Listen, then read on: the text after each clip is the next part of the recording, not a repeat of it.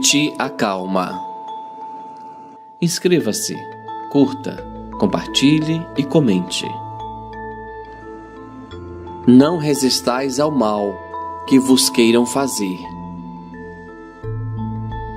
O espinho do ciúme vence-a, o estilete da ira dilacera-a, o ácido da inveja corróe-a, os vapores do ódio enlouquecem-na, a agressão da calúnia despedaça-a, o tóxico da maledicência perturba-a, a rama da suspeita inquieta-a, o petardo da censura fere-a, as carregadas tintas do pessimismo tisnam-na. Se o cristão decidido não se resolve mantê-lo a qualquer preço, não importa que exudes agoniado em quase colapso periférico ou estejas com a pulsação alterada, ou ainda sofras o travo do amargor nos lábios.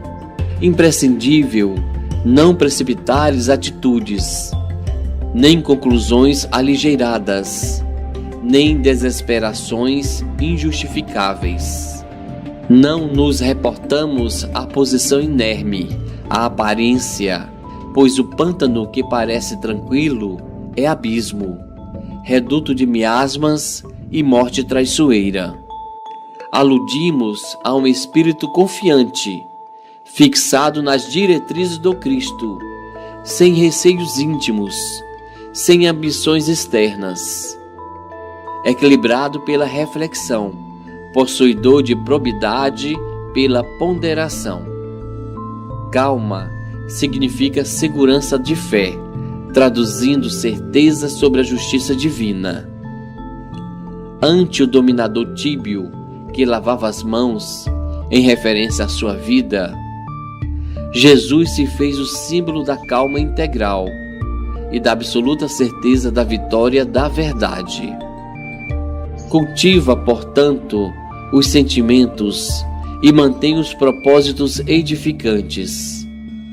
Perceberás, surpreso, que as atitudes dos maus não te atingirão, facultando-te, através da calma, não resistir ao mal que te queiram fazer, conforme lecionou o Senhor. Porquanto a integridade da fé em exteriorização da calma dar-te-á forças para vencer as próprias limitações e prosseguir resolutamente em qualquer circunstância. Inscreva-se, curta, compartilhe e comente.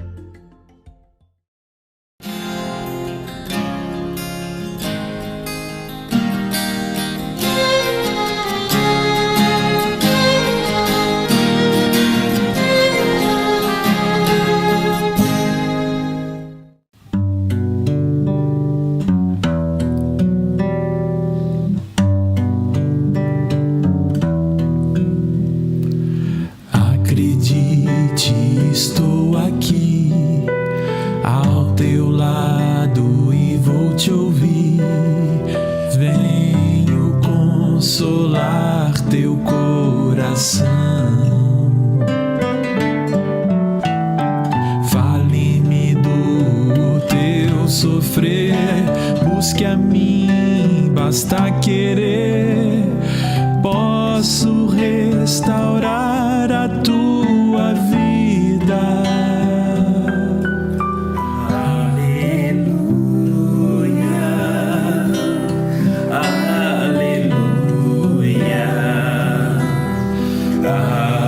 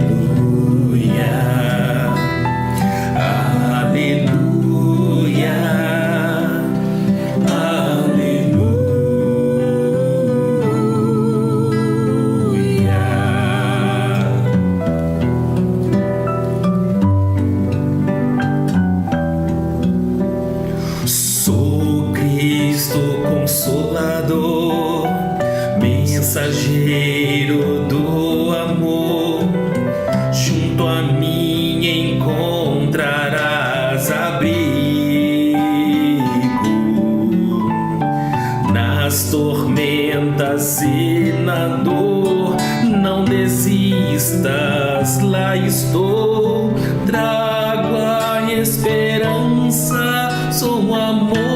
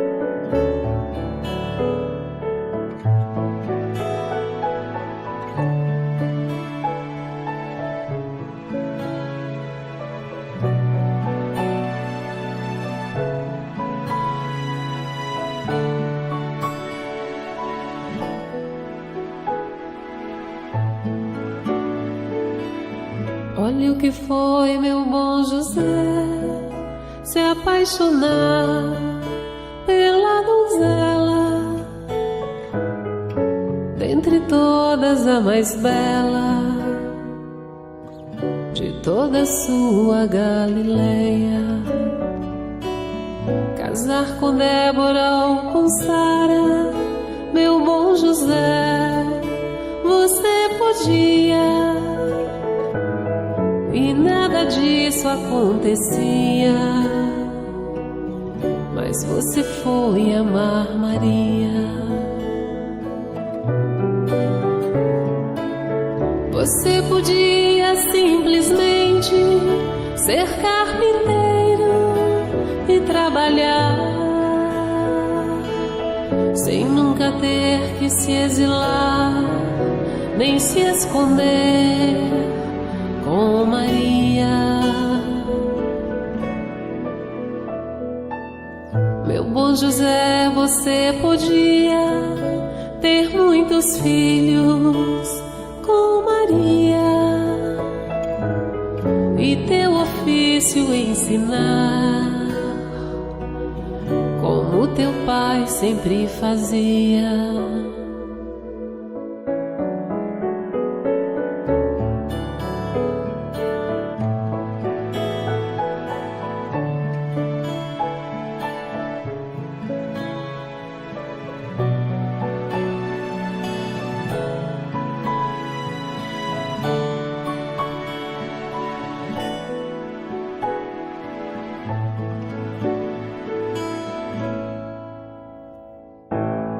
Por que será, meu bom José, que este teu pobre filho um dia andou com estranhas ideias e fizeram chorar Maria? Me lembra às vezes de você, meu bom José, meu pobre amigo, que desta vida só queria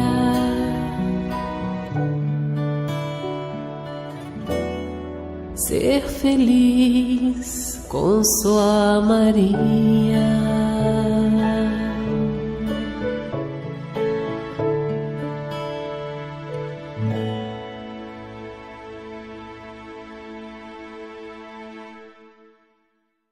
E vamos fechar com essa canção, que acho que tem tudo a ver com momentos como esse, da nossa querida Senira Pinto, que se chama Quanta Luz.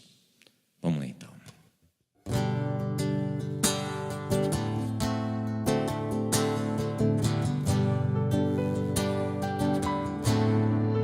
Quanta luz nesse ambiente, descendo sobre nós, vibrando em nossa mente. Quanta luz, quando assim em prece, como a alma cresce aos olhos de Jesus. Quanta luz, pois em oração a voz do Mestre fala ao nosso coração. Quanta luz descendo sobre nós. Quanta luz, quanta luz. Senhor, que tuas palavras se façam presentes em nossas vidas. Peço a Ti, pelos nossos familiares, pelos nossos amigos, por todos aqueles que sentem frio e fome e que não têm o que comer. Estes são irmãos que pensam estar longe da Tua presença. Te agradecemos, Jesus, pela oportunidade que nos dá a cada dia de buscar o Teu amor, a Tua paz e a Tua luz. Quanta luz, quanta luz, pois em oração a voz do Mestre fala ao nosso coração. Quanta luz descendo sobre nós. Quanta luz, quanta luz, quanta luz.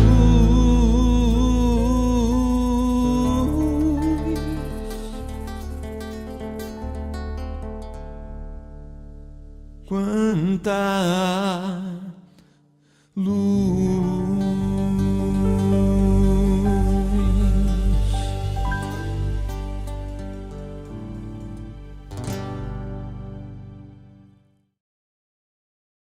Pão Nosso, ditado pelo Espírito Emmanuel. Psicografia de Francisco Cândido Xavier. Rendamos graças. Em tudo dai graças, porque esta é a vontade de Deus em Cristo Jesus para convosco. Paulo, 1 Tessalonicenses 5:18. A pedra segura, o espinho previne, o fel remedeia, o fogo refunde, o lixo fertiliza, o temporal purifica a atmosfera, o sofrimento redime, a enfermidade adverte, o sacrifício enriquece a vida, a morte renova sempre. Aprendamos assim a louvar o dia pelas bênçãos que nos confere. Bom é o calor que modifica, bom é o frio que conserva. A alegria que estimula é a irmã da dor que aperfeiçoa. roguemos à providência celeste suficiente luz para que nossos olhos identifiquem o celeiro da graça em que nos encontramos.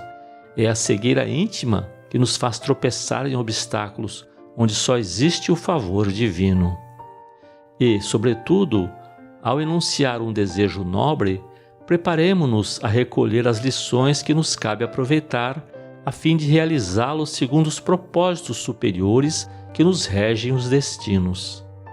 Não nos espantem dificuldades ou imprevistos dolorosos. Nem sempre o socorro de cima surge em forma de manjar celeste. Comumente, aparece na feição de recurso menos desejável.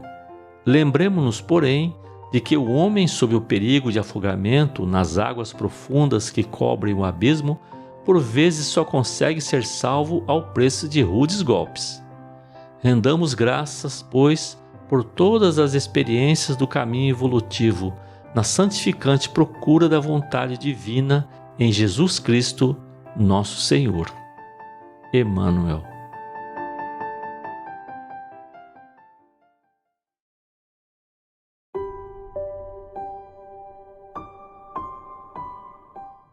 Boa noite aos nossos irmãos, às nossas irmãs. Que a paz do Mestre seja conosco. Vamos orar?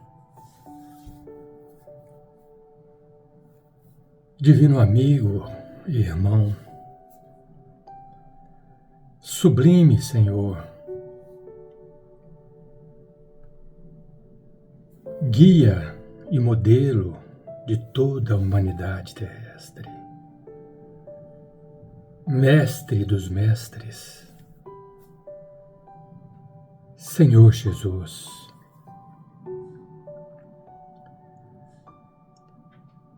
nesse mês que comemoramos o teu aniversário de nascimento entre nós há mais de 2000 anos atrás, nós queremos reverenciá-lo, dizer da tua importância para todos nós, quão maravilhoso és tu, Senhor, que estás conosco há muitos e muitos séculos. Obrigado, muito obrigado, Senhor, por nos oferecer este planeta especial para que pudéssemos desenvolver as nossas capacidades, as nossas inteligências, o nosso amor ao próximo. Que a tua luz, a tua paz permaneçam ainda por séculos e mais séculos conosco, para que possamos cada vez mais aproximar de ti e, consequentemente, aproximar do nosso Pai Celestial. Muito obrigado, Senhor. Pai nosso que estais no céu, santificado seja o vosso nome. Venha a nós o vosso reino. Seja feita a vossa vontade, assim na terra como no céu. O pão nosso de cada dia nos dai hoje, Senhor. Perdoai as nossas ofensas, assim como nós perdoamos a quem nos tem ofendido. Não nos deixeis cair em tentação, mas livrai-nos do mal, e que assim seja. Obrigado.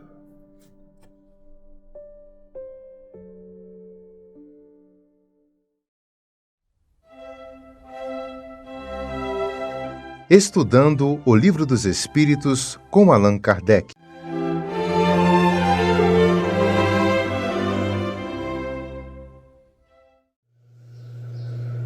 Um abraço a vocês, caros irmãos. Hoje nós vamos tratar da questão 206 de O Livro dos Espíritos, que está na parte 2ª do Mundo Espírita ou Mundo dos Espíritos, e trata da pluralidade das existências.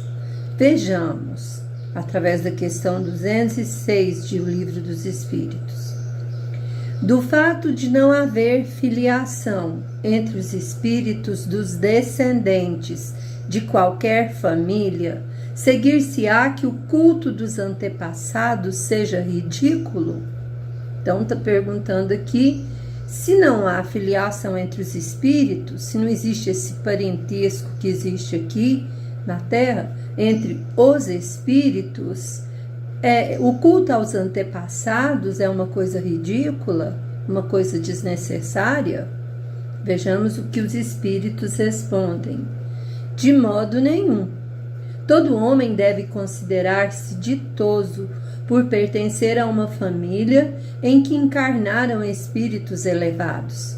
Se bem os espíritos não procedam uns dos outros, nem por isso menos afeição consagram aos que lhes estão ligados pelos elos da família, dado que muitas vezes são atraídos para tal ou qual família pela simpatia ou pelos laços que anteriormente se estabeleceram. Portanto, nós sabemos que o Evangelho, segundo o Espiritismo, ensina que existe a família consanguínea e também a família espiritual.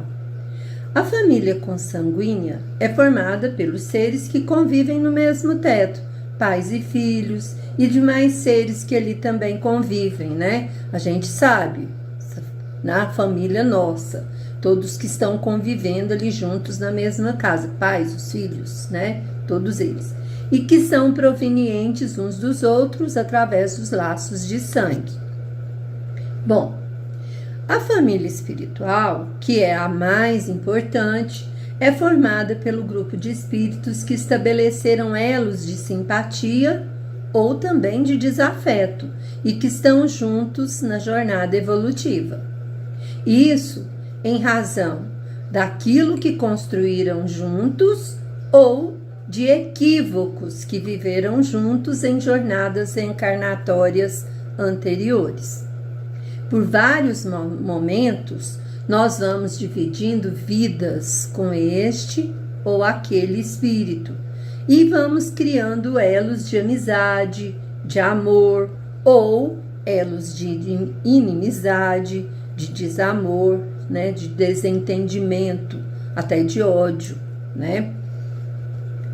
A família espiritual, né, que é a mais importante, que é formada pelos seres da família, né, que estão convivendo ali juntos, que é acrescida daqueles que também vêm fazer parte dela, que vêm conviver com ela, com essa família, seja através, né, das relações no trabalho, seja através das relações de vizinhança, através do grupo social no qual a gente convive, através do grupo religioso do qual a gente faz parte, e outras pessoas também que se unem a nós e que passam a fazer parte dela, né?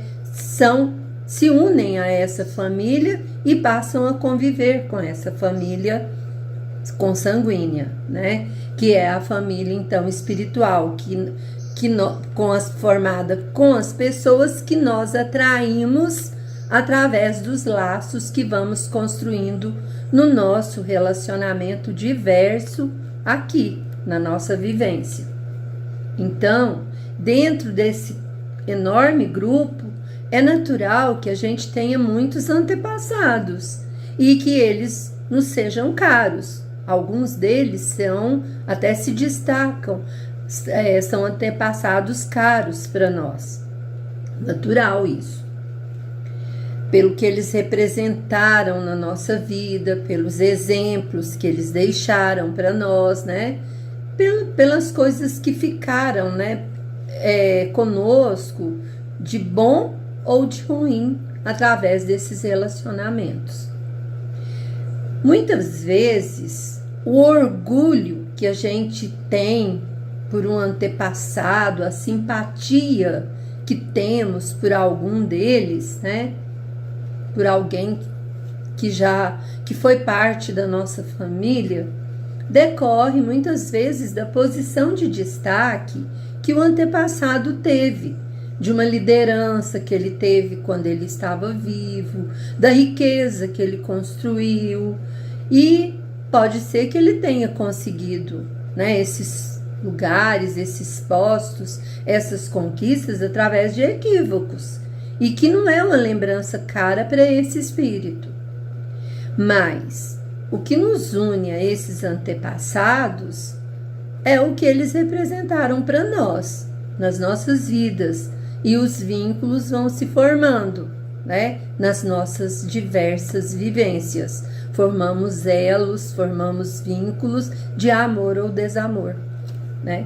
Isso é importante. E aqueles que deixaram gratos vínculos conosco, a gente guarda uma certa simpatia por eles, né? E os vínculos se formam assim, através das vivências.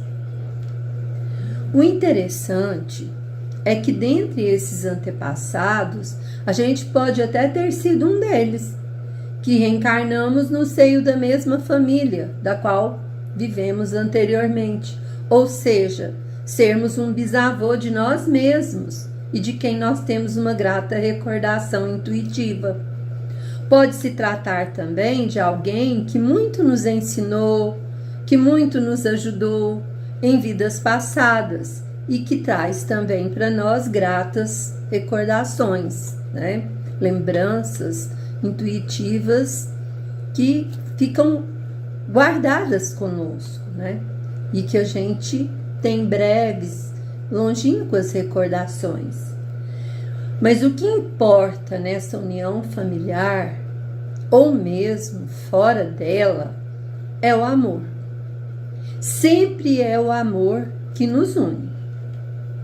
Isso porque é o amor bem vivenciado que vai nos ensinar a conviver. E é na convivência que nós vamos dando os nossos passos dentro da jornada evolutiva que temos que executar, para a qual nós somos criados, né? Miramês faz um comentário sobre essa questão muito bom, e ele nos esclarece com o seguinte texto, né? É o seguinte, diz Miramês: não estamos negando o culto àqueles que nos foram caros, que cooperaram no nosso retorno à carne para novas experiências, de forma alguma. Quando nos lembrarmos deles, devemos acrescentar sempre gratidão e orar pelos avoengos, antepassados, né? Pedindo a Deus para os abençoar onde eles se encontrarem. E, ainda mais, devemos cultivar o bem que eles plantaram através das sementes de moralidade, de trabalho e de amor. Se nenhuma das ovelhas se perde, no dizer de Jesus, como cultuar somente os nossos antepassados, se todos se fundem em uma só família? Experimentemos, pois, amar a humanidade. A lei de amor nos diz que somos um todo em Deus, que representamos elos da família universal e que corre em todos os corpos uma energia divina procedente do Todo-Poderoso. Seitas e religiões espiritualistas existem, cuja filosofia se baseia no culto aos ancestrais, cuja direção ou comando são passados de pai para filho, ou descendente mais próximo, na ilusão enganosa de que se pode ligar parcimoniosamente às coisas da divindade. Mas quando ocorre que na família ancestral tenha havido alguns cujos comportamentos possam envergonhar os descendentes, estes procuram esquecê-los ou apagá-los, nem menciona, né? Afirma-nos Jesus que são os doentes que precisam de médicos, e não os sãos. Não podemos ignorar que o sangue que corre nas veias de um nobre é o mesmo que viaja no corpo de um plebeu. A lei da reencarnação é um socorro para os espíritos que ainda precisam dela, por fazê-los encontrar os inimigos do passado frente a frente, de modo a aceitarem a reconciliação como a melhor forma de paz. O culto aos ancestrais nunca é ridículo, é um ato de amor e de gratidão. Somente o que a lei do amor não aceita é que esse culto fique limitado ao lar onde nasceu, que seja estendido para os outros lares, para outras nações e para o mundo inteiro. Não gosta o homem de visitar, quando pode, países diferentes daquele em que estagia? De lá, não traz coisas para sua alegria e o seu conforto? Por que não abençoar esse povo que não difere da sua própria forma? São nossos irmãos, são também nosso próximo, que Jesus nos pede para amar como sendo nossos irmãos. O próprio casamento com pessoas de raça diferente contribui para nos unirmos, para libertar o amor familiar, e é por esse processo que passamos a nos ligar com muitas famílias, para que elas se tornem uma só. Às vezes, é chamada a ingressar em outra família no país onde animou um corpo, ou em outro. Ele vai encontrar ancestrais de outras famílias, onde deve exercitar o amor e universalizar os seus sentimentos. Não se deve ficar pedindo aos parentes desencarnados para fazerem o que se quer que seja feito na terra. Banalidades, às vezes, que envergonham a própria consciência. Se se desconhece o estado deles no plano da vida espiritual, não se deve incomodá-los com as coisas da terra. Eles, quando elevados, ficarão alegres quando seus familiares principiarem a abolir os erros, dissipando as trevas do seu mundo mental. Quando o nosso amor quebrar as amarras do lar, dos parentes e atingir os seres humanos sem distinção, pela caridade, respeitando o direito de todos, nos sentiremos felizes por sabermos que no futuro haverá um só rebanho e um só pastor, que é Jesus Cristo. Devemos sim cultuar os ancestrais, mas de todos os povos, como sendo a nossa família, a família de Deus. E assim Miramês encerra seu comentário, com essa bela lição. Então, que Jesus nos abençoe, ilumine os nossos corações, muita luz a todos. Boa noite. Acompanhe agora mais um tema doutrinário do Evangelho de Jesus.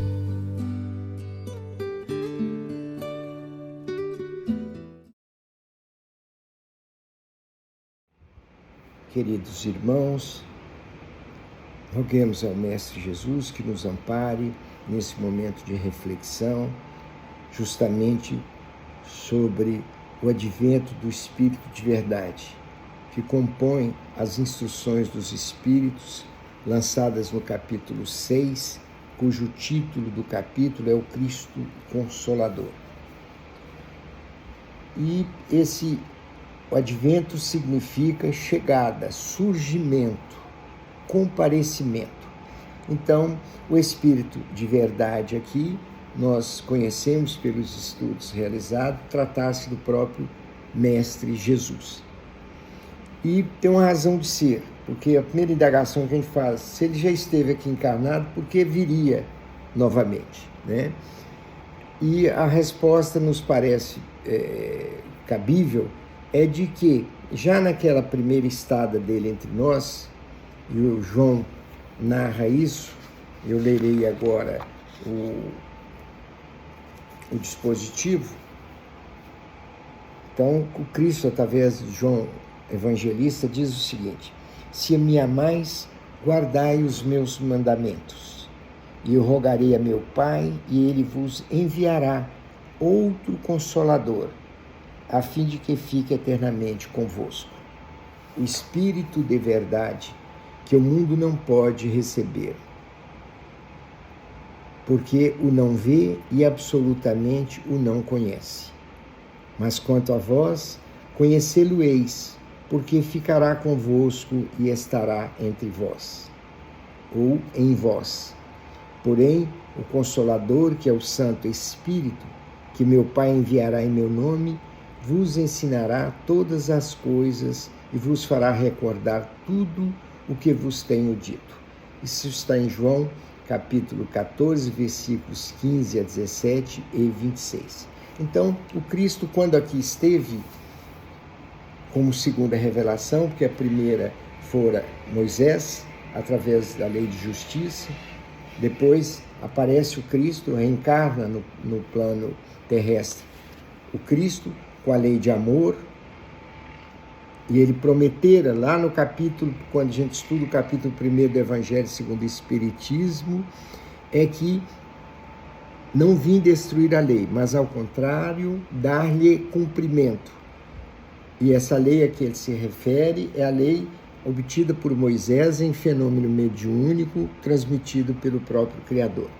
Então ele veio, aquilo que era tratado na legislação mosaica como a base do olho por olho, dente por dente, ele deu um tratamento invocando aqui as virtudes cristãs, que é a capacidade de perdoar, é a compreensão, é a tolerância. Mas tudo tinha uma razão de ser, né?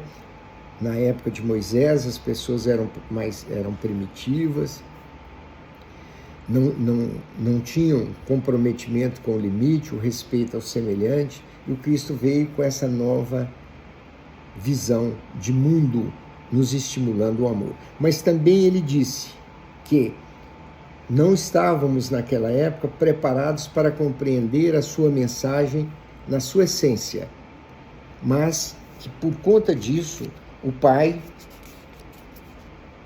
portanto o Criador, nos mandaria no futuro um outro Consolador. Quer dizer, se é outro é porque já havia um, e esse um chama-se Jesus Cristo, que é o único ser perfeito que palmilhou o planeta Terra.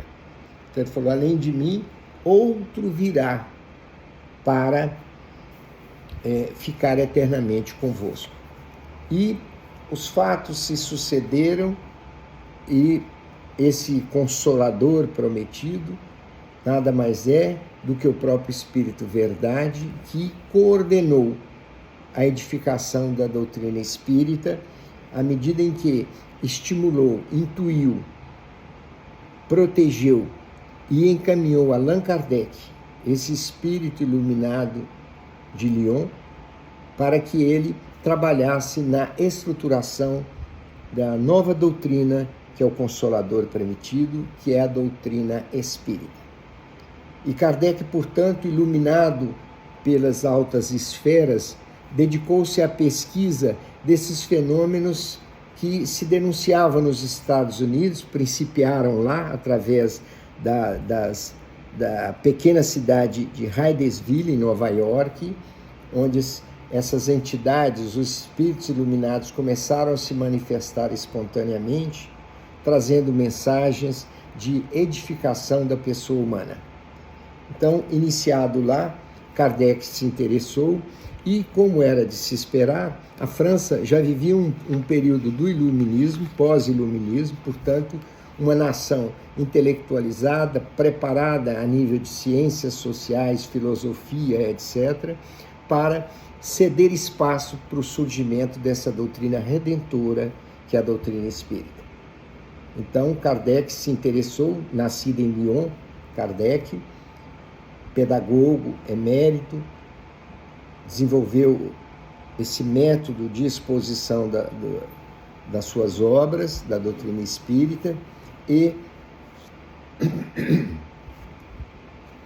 começou a pesquisar esses fenômenos, porque aparentemente eram tidos como milagres, porque eram efeitos cuja causa não se conhecia. E ele falou, olha, se o efeito é inteligente, há de precedê-lo uma causa também inteligente. E passou a participar daquelas reuniões domésticas, onde se faziam as incorporações, né, ou se manifestavam esses espíritos. Aí a gente conhece os fenômenos das mesas girantes, né, das cestas que se desenvolviam nas mesas para indicar as letras que formariam a mensagem, né? A propósito disso, o querido literato que escreveu Os Miseráveis, o Victor Hugo, tem uma obra sobre as mesas girantes. Ele participou, foi contemporâneo de Kardec e participou dessas observações também. Bom, então ele começou a investigar isso, tá? E foi reunindo instruções que eram os espíritos elevados, espíritos da estirpe de São Luís, Joana d'Arc, Erasto, que foi discípulo de Paulo, e tantos outros. O próprio Espírito Verdade colaborou, tanto assim é que no Evangelho segundo o Espiritismo, esse tema Advento do Espírito de Verdade foi ditado por ele. Então, o Espírito Verdade coordenou tudo isso, o destacou para essa obra, comprometeu-se a protegê-lo. Então, ele teve esse amparo iluminado e, portanto, potencializado para desenvolver a doutrina, compilar, quer dizer, pegar, resumir tudo que seu senso de observação apurou, resumir aquilo e publicar em obras. Assim surgiu o Livro dos Espíritos em 1857, com 1019 perguntas, né? E é lá que a gente encontra, quando ele indaga dos espíritos superiores, qual ser mais puro mais perfeito e mais puro que palmilhou o planeta Terra, ao que obteve a seguinte resposta: Jesus. Então, queridos irmãos, a presença de Jesus foi uma presença pensada, dirigida para nos orientar através dos 4 evangelistas e daqueles outros como Paulo, tantos outros que, através de cartas, fizeram a orientação de todos os cristãos daquela época. Bom, então surge o Livro dos Espíritos em 1857, logo 4 anos depois, 1861, o Livro dos Médiuns, depois o Evangelho segundo o Espiritismo, que é esse capítulo 6 que estamos vendo hoje, em 1864, a obra Céu e Inferno em 1866, repito, 1865, e a Gênese em 1868. 5 obras que a literatura espírita denomina de Pentateuco. E há outras obras de autoria dele, como A Viagem Espírita de 1862, onde ele relata as experiências obtidas na divulgação da doutrina espírita na Europa.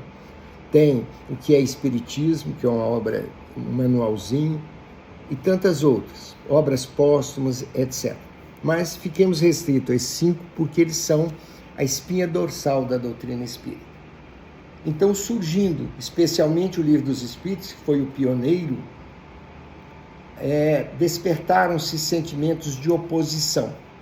A igreja vigorante, a igreja predominante, se opôs, tentando denegrir a imagem não só de Allan Kardec, mas das próprias obras, e essas reações provocaram, portanto, uma experiência dura, porém salutar, do Kardec nessa divulgação, que culminou com o auto de fé, que ocorreu em Barcelona, em 9 de outubro de 1860, quando o bispo de Barcelona mandou que se queimasse as obras que Allan Kardec enviara a Barcelona para divulgar. E ele, questionado sobre isso, falou: não tem problema, à medida que, já que queimaram, esse livro chamará a atenção. E como de fato proliferou na Espanha, né, a existência dessa obra, que despertou muitos curiosos e, portanto, muitos adeptos, porque muitos leram e se convenceram dos postulados que ali se encontram. Então essa fase foi uma fase que a gente chama de a primeira fase da doutrina espírita, foi de curiosidade nas mesas girantes. A segunda é essa, onde se começa a estudar o período filosófico, com a edição do Livro dos Espíritos. E a terceira fase é conhecido como período de luta, foi onde essas adversidades foram surgindo e rebatidas à medida do possível por Allan Kardec e tantos outros. E Leon Denis tem um papel importante também, porque o Leon Denis se convenceu de imediato das verdades ali colocadas, grande filósofo francês, e escreveu várias obras sustentando a veracidade daqueles postulados. Muito bem, então, com esse auto de fé de 1860, a doutrina ainda mais foi divulgada e, portanto, redundou num sucesso que transcendeu o limite da Europa. E depois tivemos o período religioso, em que o Evangelho do Cristo é colocado com primazia nesses estudos, nessas obras. Depois, um período que a gente chamaria de intermediário, quer dizer, o acomodamento ou acomodação dos postulados cristãos em conformidade com a doutrina espírita, e atualmente, ou após isso, a renovação social, que é justamente essa mudança de conceitos, de hábitos, que é o principal propósito da doutrina espírita. E o Cristo falou: não vim descumprir a lei, ao contrário, venho dar-lhe cumprimento, ou seja, cumprir a lei, todavia com afeição cristã, com afeição de amor, de paz, de alegria, em conformidade com o pensamento do próprio Cristo. Portanto, o Espiritismo foi se desenvolvendo e nós percebemos que ele ganhou força e criou adeptos aqui no Brasil. Ele saiu de França e não saiu, mas ele prolongou os seus tentáculos até a América do Sul, especialmente no Brasil, que aqui temos a maior população espírita do planeta. Aqui ele frutificou, porque encontrou pessoas cuja missão era divulgar a doutrina espírita. O modelo mais sublime de tudo isso é o nosso Chico Xavier. Publicou mais de 500 obras, desdobrando as obras espíritas, através de Emmanuel, André Luiz, Humberto de Campos. Temos o Divaldo, que pegou o lado, aborda, através de Joana de Ângeles, a estrutura psicológica de nós outros, quer dizer, nos dando o caminho sob o aspecto da psicologia, nos ensinando os caminhos da redenção através da autotransformação, que é o objetivo primeiro da doutrina espírita.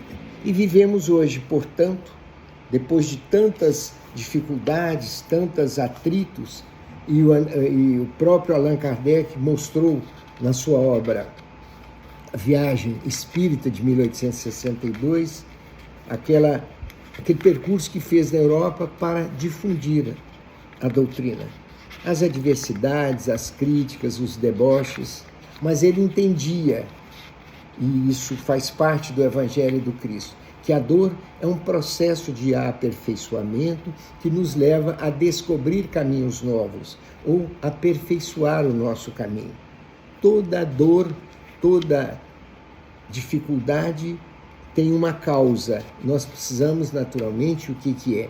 É identificar a causa e nos transformar a ponto de eliminar essa dor através da autotransformação. E lá em João 15, 26, diz então: mas quando vier o Consolador, que eu da parte do Pai vos hei de enviar, aquele Espírito da verdade que procede do Pai, testificará por mim.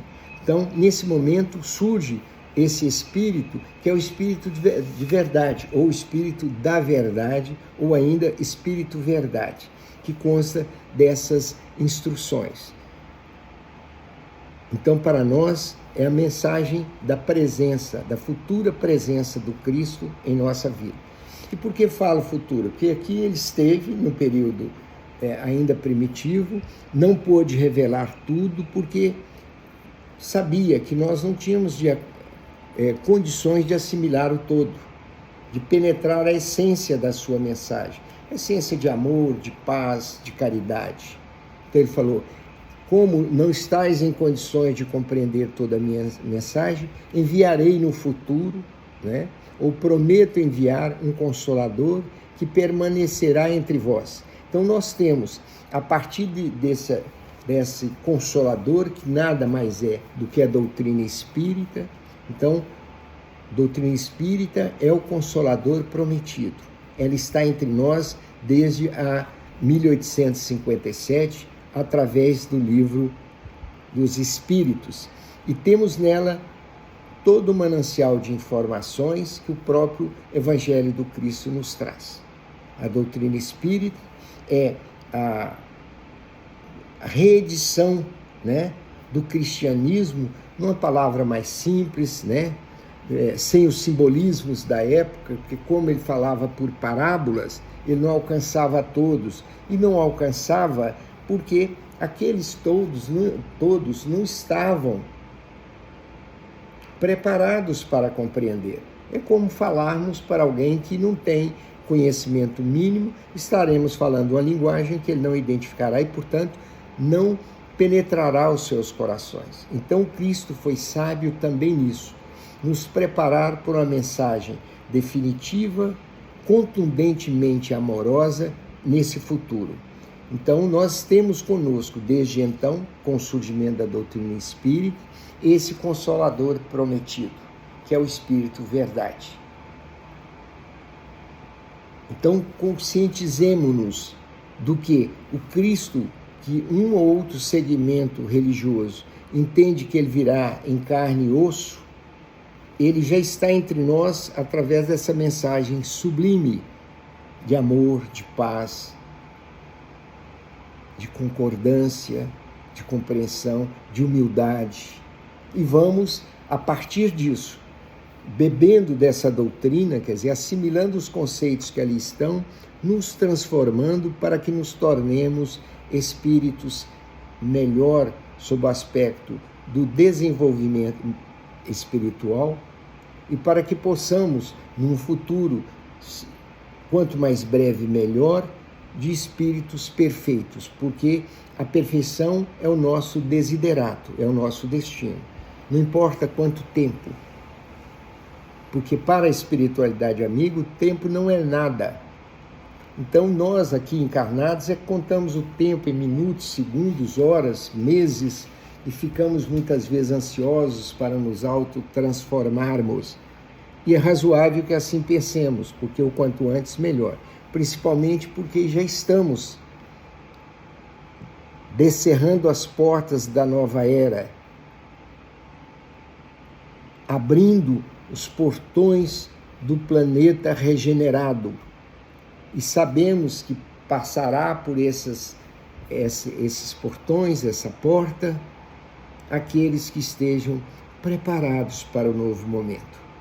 Ou seja, aqueles que cultivarem em si um bem superior, um bem transcendente para viver essa nova época que nos convida, mas sabemos, muitos os chamados, poucos os eleitos, porque sabemos que o processo de estratificação espiritual, de aperfeiçoamento, exige sacrifício, dor, abnegação, resignação por aquilo que não podemos mudar. E poucos de nós suportam essa transformação. Há pessoas que preferem não viver do que experimentar a dor da transformação. Então, queridos irmãos, como filhos de Deus Pai, portanto, irmãos nossos temos o dever de desenvolver em nós o amar a Deus sobre todas as coisas e o próximo como a nós mesmos. Mas não se pode amar o próximo sem nos amarmos antes. Então, amemo-nos, descobrindo em nós, para formar esse amor pleno, as nossas dificuldades, os nossos limites, para, em nos aperfeiçoando, nos aceitarmos mais. É uma mensagem de muito amor que esse Consolador prometido nos traz, nos dando os subsídios necessários para que possamos superar todos esses limites que a nossa ignorância psíquica nos coloca. E não percamos a fé, porque todo convite feito por Jesus é um convite que desafia a nossa aceitação e o nosso esforço para nos transformarmos. E não nos faltará apoio, porque conforme dito, que esse Espírito, que é santo, né, no sentido de perfeito, nos ensinará todas as coisas e nos fará recordar tudo que o próprio Cristo nos tem dito. Então, esse Consolador, esse Espírito Verdade, vem, portanto, ratificar, tornar mais compreensível para nós a mensagem que o Cristo deixara há 2000 anos atrás. Aceitemos, portanto, essa nova fase do Evangelho do Cristo, a fase da experimentação, da vivência dos postulados por ele defendidos. E nós sabemos, está inserido na introdução do Evangelho segundo o Espiritismo, que a mensagem do Cristo há de ser conhecida, vivida,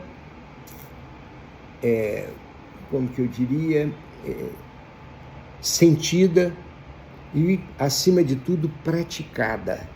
Então vamos conhecer o Evangelho do Cristo, vamos vivê-lo, vamos sentir, refletir sobre como vamos proceder para tornar aquilo uma regra íntima em nós. E depois vamos colocar em prática. E o colocar em prática, nós sabemos, exige um esforço muito grande. Por exemplo, perdoar um inimigo. Nós estamos capacitados para isso? Muitos de nós não, porque exige um esforço de renúncia ao nosso ego, à nossa vaidade, ao nosso orgulho, ao nosso,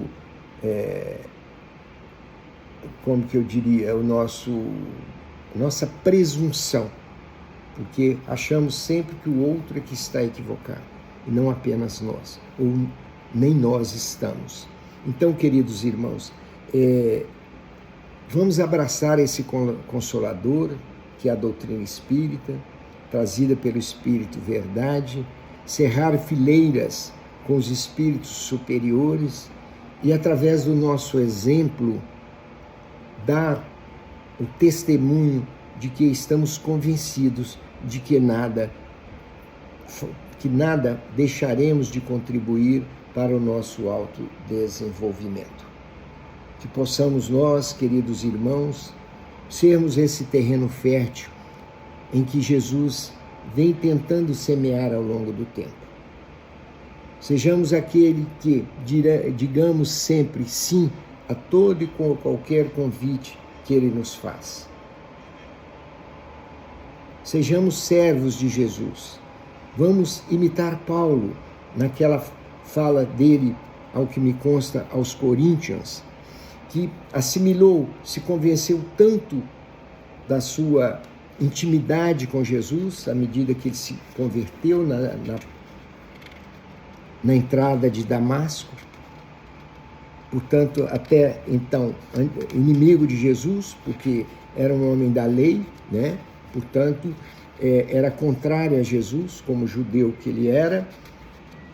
A lei judaica não permitia a crença em Jesus, mas à medida que ele se converteu, quando foi conclamado a Jesus para que o acompanhasse, ele se dedicou tão ferrenhamente quanto fazia antes.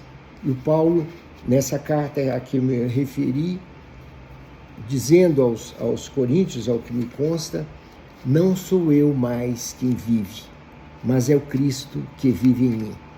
Essa frase é importante porque é um sonho que temos que ter para atingir essa meta fundamental.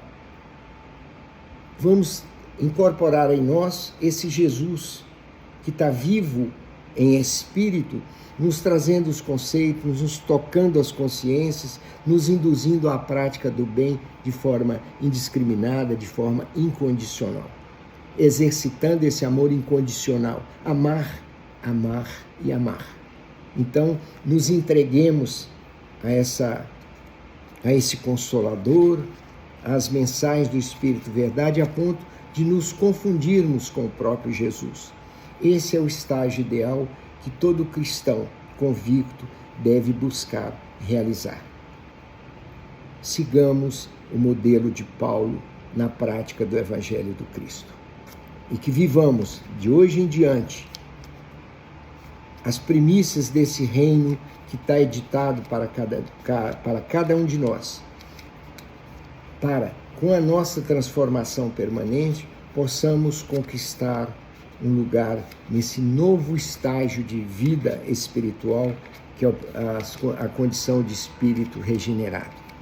Então, o convite derradeiro da doutrina espírita é para que nos regeneremos e possamos gozar a plenitude espiritual. Queridos irmãos, que o Cristo nos ampare sempre, que assim seja.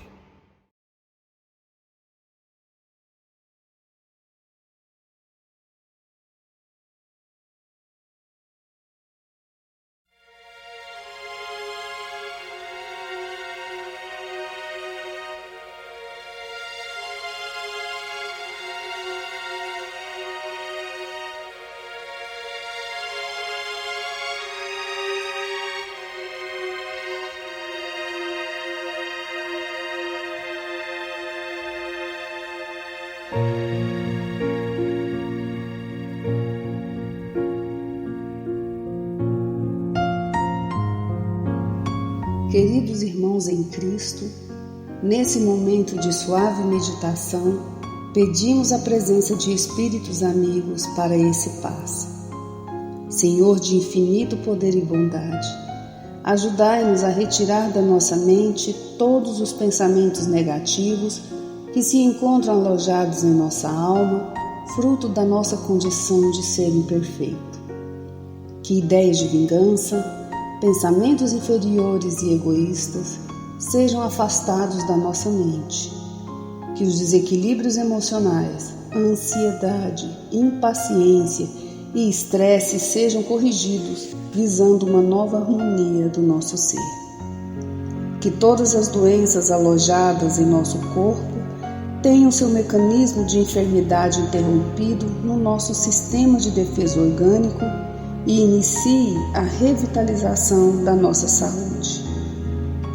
E assim, meu Pai Celestial, com suas bênçãos e as energias luminosas e curativas de seus missionários, possamos receber as melhores vibrações energéticas através deste passe e que essas vibrações venham em forma de ideias edificantes, de otimismo, alegria e nos fortaleça para o perdão, a paciência e a serenidade necessárias à resolução de nossos problemas e provações.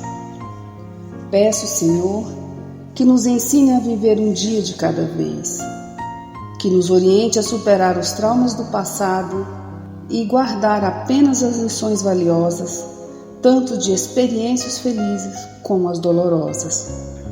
Também, Senhor, permita o cuidado necessário para controlarmos o medo diante do futuro que ainda está fora do nosso alcance.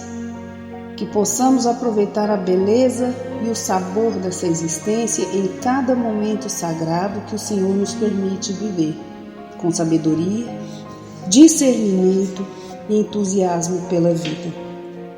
Que nessa jornada terrena possamos aprender a nos elevar espiritualmente um pouco a cada dia, sempre seguindo os conselhos do Cristo.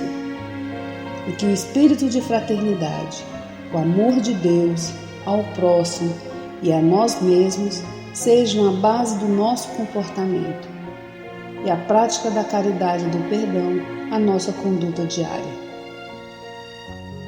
E dessa forma possamos ser merecedores das suas bênçãos, nos fortalecendo e curando nossas enfermidades por sua intercessão misericordiosa. Em nome de Jesus, agradecemos por tudo que recebemos até o dia de hoje, rogando mais uma vez a tua proteção, o teu amor e a tua paz.